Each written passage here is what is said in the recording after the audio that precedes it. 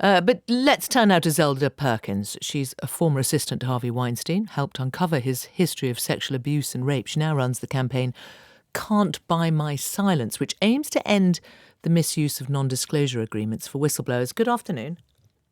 Good afternoon, Sarah. I mean, we're talking about this, about it being uncomfortable, but it's in the past. It was a different world then. Is that how you see it? That actually, partly as a result of Me Too, which happened since what we're talking about here, this wouldn't happen now? Well, I think the problem really in the TV industry and in the news reporting industry is there is a very selective morality.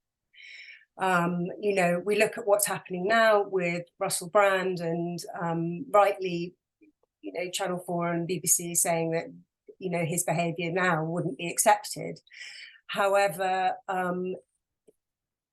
I can tell you that there are broadcasters and newsrooms that are still protecting their high-performing stars, whether they're on screen or behind the scenes, whether they're great editors or brilliant TV presenters.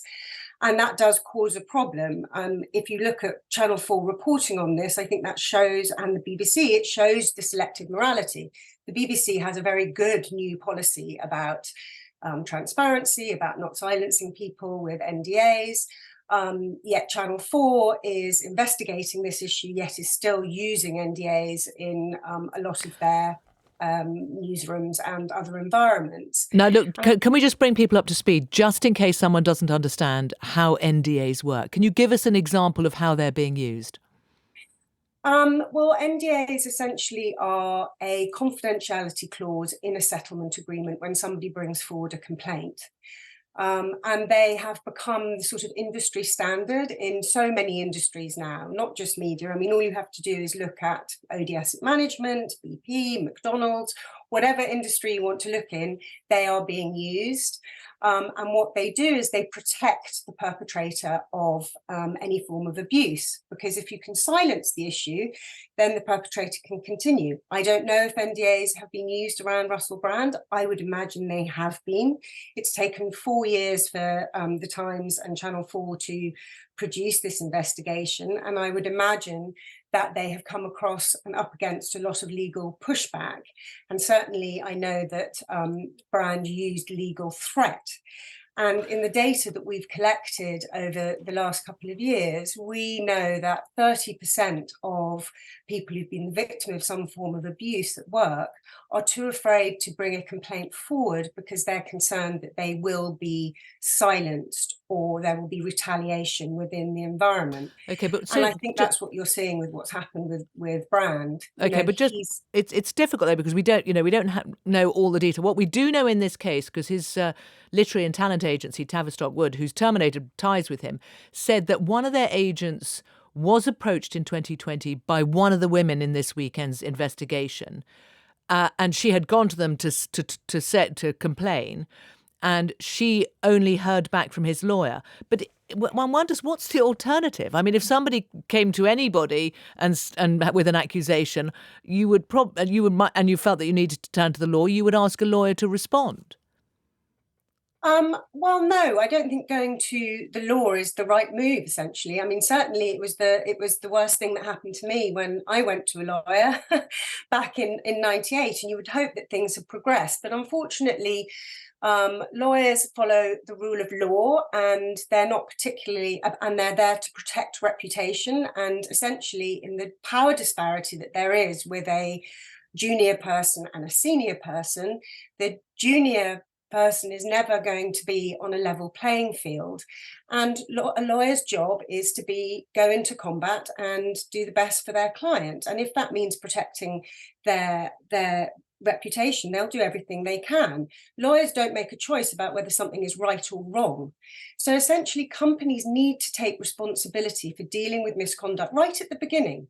And if you deal with it right at the beginning and you stop it at root, you will not have these problems, and you will not have perpetrators continuing to act with impunity, and you will not have many years later these huge explosions, which we're seeing every week now, where NDAs are being broken, where women are coming forward because they've been gagged for years, which has impacted their careers and mental health. If it had been dealt with by the company at the beginning, and they did not nurture or turn a blind eye to misbehavior, misconduct, and toxic working environments, this would all be dealt with much, much better. Do you know of women who are now being asked to sign NDAs and women who are under pressure? Yes, I get approached weekly by women and men still being asked to sign unbelievably egregious NDAs. They don't call them NDAs now, sadly, because of me highlighting NDAs so much.